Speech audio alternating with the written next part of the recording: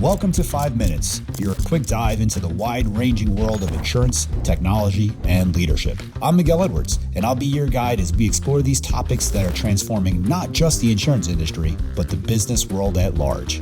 Along with sharing observations I've made over the span of my career in insurance, technology, and operations, I'll be chatting with some of the brightest minds in business and leadership. Whether you're a seasoned executive or a rising star, an industry expert, or just curious about how technology is revolutionizing insurance, this is your perfect spot for your weekly dose of insights. This is 5 Minutes.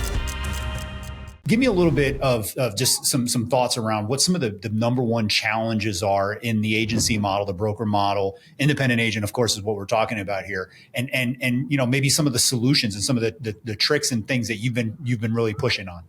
Yeah. So the number one issue impacting independent insurance agencies today is that leadership runs it like an independent insurance agency instead of a business. And I get a lot of people be like, if Rogue Risk was actually any good, then you'd still be working there. And it's like, no, it's a business. It wasn't my baby. I'm not an insurance agency owner. That doesn't define me. I was a business owner. I ran it like a business, and I played the cards that were handed to me. And when an incredible company with the respect and longevity that SIA has comes and offers to buy you, it made complete sense. I did another year and a half plus, 18 plus months with them. And at that point, it made sense to exit out of that. I think we get so hung up on this label of independent agency owner that we don't think like business owners. Interesting. And so that trickles down to all the other things. So we have the lowest percentage of gross revenue applied to marketing of any service business in our space, right? So that, again, we think, we're going to work on referrals, we're going to work through who I know, and all that is great. But I think, and especially your market who listens to this will understand, right? Carriers, rightly so, are increasing their requirements that they demand from independent insurance agencies. It's tough to manage a huge agency plan. It comes with all kinds of headaches. Consolidating and focusing produces much better results at the carrier level. And what's interesting, and again, this comes back to thinking like a business owner. If I were an independent agency owner, I'm going, those carriers, they're always just blah, blah, and I want to grumble at them. Instead, if you think like a business owner, you're like, okay, they're a partner, they're a vendor, right?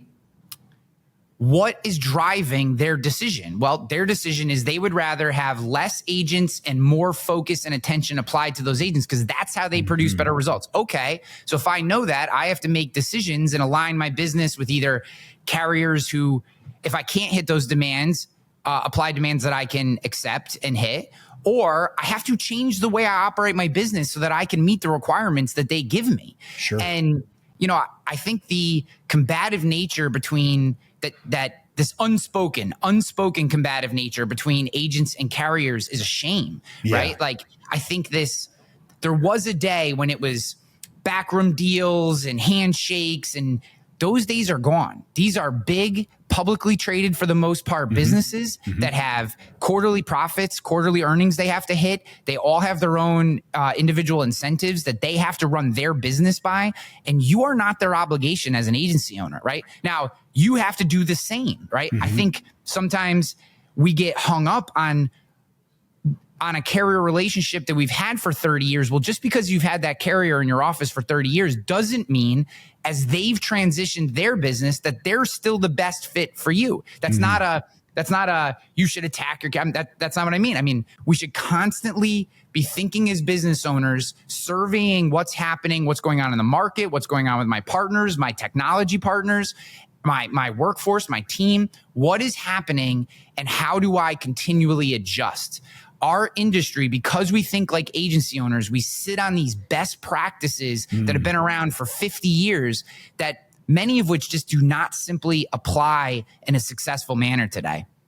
I love that, Ryan. So here's what I heard, man. When you start talking about the difference between agency owner and business owner. So first off, there's the emotional aspect of it. We need to disconnect a little bit. The other one that you talked about, though, that was really fascinating, is that this concept of vendor management. And so if you start thinking about really these relationships instead of the what can you do for me lately, it's really more of this: how do you manage this relationship so that you can get something out of it, which I think is fantastic.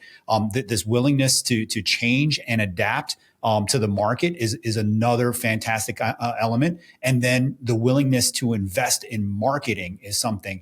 Now, from my perspective, because I hang out mostly on the carrier side of things, I'm almost feeling like you just gave me a recipe to select an agent to work with. Yeah. As I'm thinking about agents that I find that offer those 5 dynamics that you just put out there, those might be my most productive agents.